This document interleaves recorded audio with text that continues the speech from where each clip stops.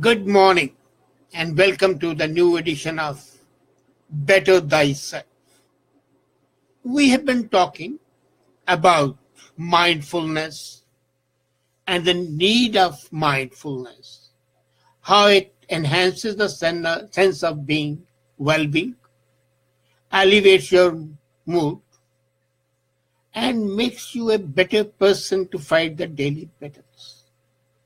And when we talk of mindfulness, various things come to our mind. And the first thing that always comes is meditation, that meditation can help us focus and concentrate. As a matter of fact, I have never been a very fond person as far as meditation is concerned. I prefer other modes.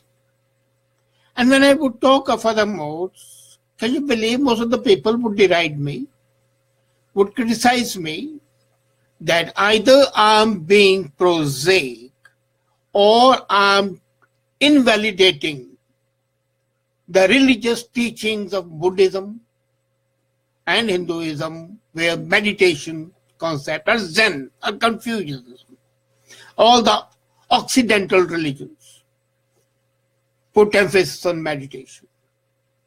But I don't, and there are better ways and easier ways. And as a matter of fact, the research conducted in the Coventry University in UK, Massey University in New Zealand, and Redbock University in Netherlands has come up with opinions similar to mine. A team of scientists in the three universities, consisting of about 8 scientists, underwent an in-depth study of 20 studies earlier, and then they conducted their own 15 studies, considering about the various types of meditation and seeing their impact. And it has been found that meditation did have overall impact on participants, but the positive impact was not as high as meditation.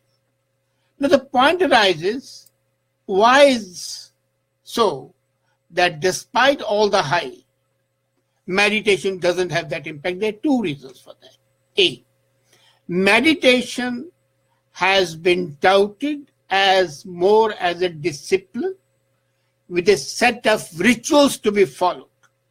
So people pay more attention to the rituals than to the act of meditation. They are more concerned with closing the eyes, sitting cross-legged, erect, and then reciting some mantra. And that detracts from meditation, that detracts from the concept of mindfulness. Apart from that, this hype has impacted the minds of the people already. So for meditating for 2 days, they feel, well, there's no benefit, why do it? Because of the high expectation that it is a sort of an elixir of life, which would somehow or the other make them better. All of a sudden, as if it's a genie's lamp, and they've rubbed the lamp, and then everything should be honky-donkey. It's not. Everything cannot be honky-dory as long as it's not a continuous process and becomes a part of your being.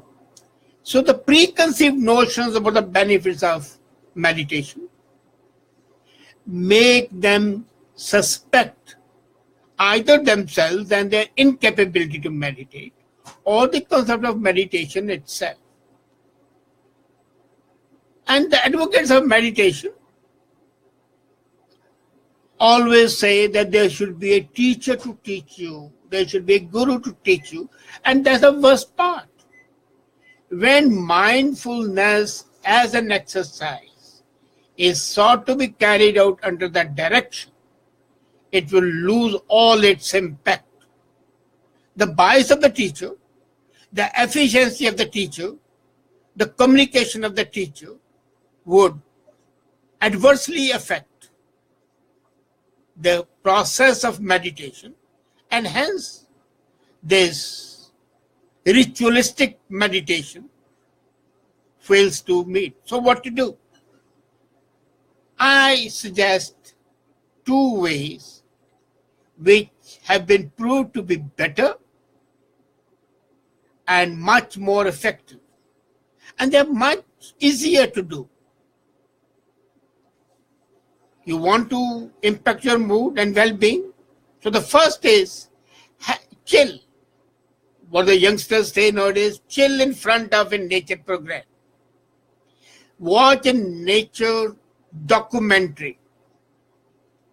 And when you're watching nature videos, they have the same effect as good meditation has.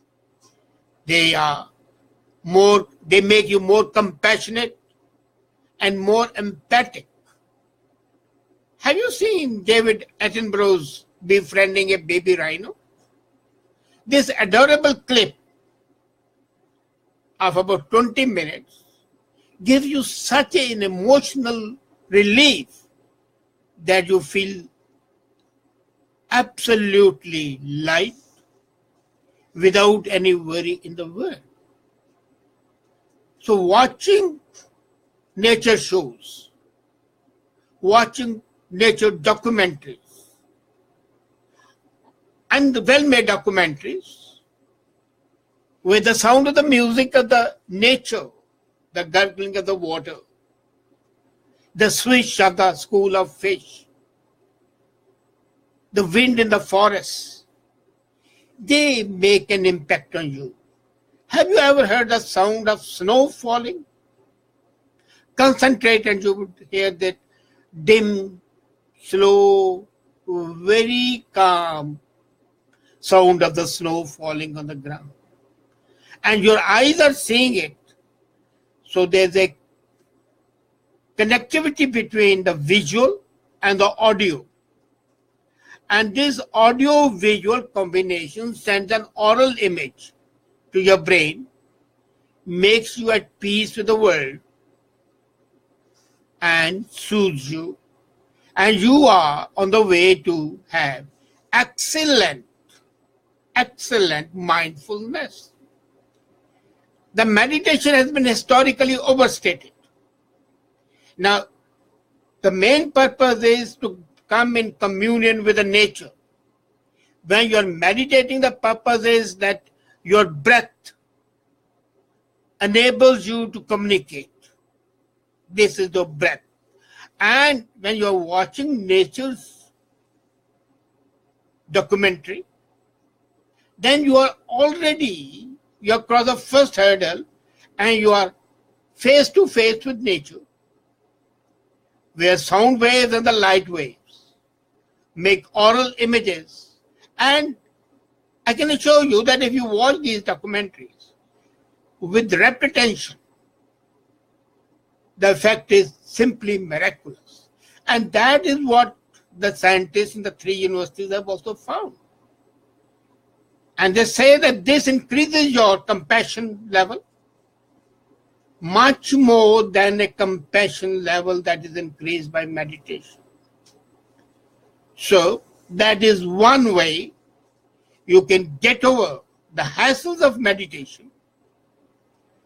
And secondly, because this is a method where you don't need a teacher, the persona of the teacher impacting your understanding and becoming one with nature is not there. That intermediary, that middleman is out and you are in direct communion.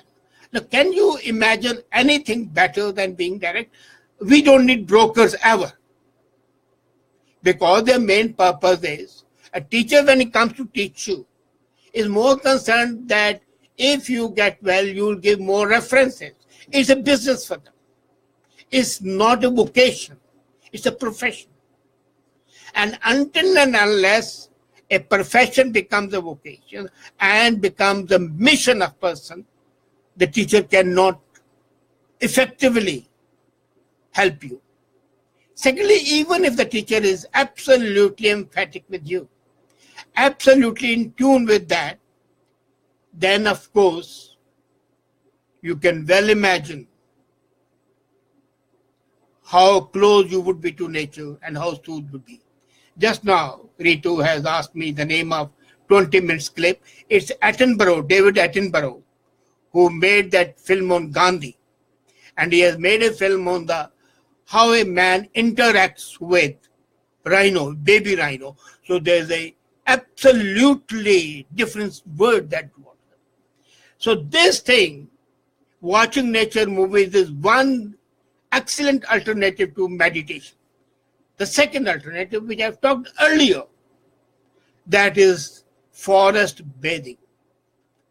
Now you say, how can you take a bath in a forest? Forest bathing means you go to a forest, either alone or two of you, but never three. Because the moment you are three, then it's a crowd. Two is a company, three is a crowd. So two of you, are you alone, go to the forest. And then you look around at the tall trees, look around at the greenery, and smell the trees, and smell also the rotting trees. Embrace the trees, hug them as much as you can, one tree after another. So the beauty and the charm and the calmness just percolates in your body and in your mind. You forget, and as it's happening, you would notice that you are moving away and away from the routine, mundane world. And that enables you to be at peace with yourself, since you are at peace with nature. When you are forest bathing, even your ailments take a secondary situation. Even your ailments are relegated to the background. Howsoever they may be, the nature and the interaction by all the five senses, eyes are seeing, ears are hearing, sense of touch is there when you are embracing the trees. The sound of the leaves crunching under your feet, the sound of the wind passing through the trees. All these combined, and the oral images that are created in your brain, along with the sound waves that are coming to you, and all the sounds are sounds of nature, not the sound of the cars or the shrieking that is there on the highways or the pathways. So that makes you attune with nature, and whether you like it or you don't like it, even if you don't like it, after a few minutes, you would feel a different person. This forest bathing is very popular in Japan. And there's a village in which there are more than 100 people who are centurions, more than 100 years old. There are actually 121 people they counted at the last count. And each one of them, when asked, how do you not unhappy, you are so happy and elated? They say, well, look at our forest, we go there and we eat with the trees, we drink with the trees, we talk to the trees. 1 hour, half an hour. And when you come back, we are new persons. That's the crux. So, forest bathing is the second option. If you have forest around, I'm not talking of the parks, I'm not talking of the gardens, I'm talking of the deep, dense forest. I'm talking of the forest where the trees, not shrubs. I'm talking with the cluster of trees that you can be lost in them. I'm not talking of the well-laid, well-manicured parks which might mention, don't walk on the grass, don't cycle on the grass, don't play on the grass. No. Forest, nature forest, where you can leave the worries and become a better person. So meditation is one way, but as I said, I'm not so fond. And these two ways are better, easier, and definitely more enjoyable. They'll make you better, make you feel better, make you think better, maybe even act better. So what better way than having a few minutes of chilling before a nature documentary, or going to a forest and loving every moment of it. Thank you.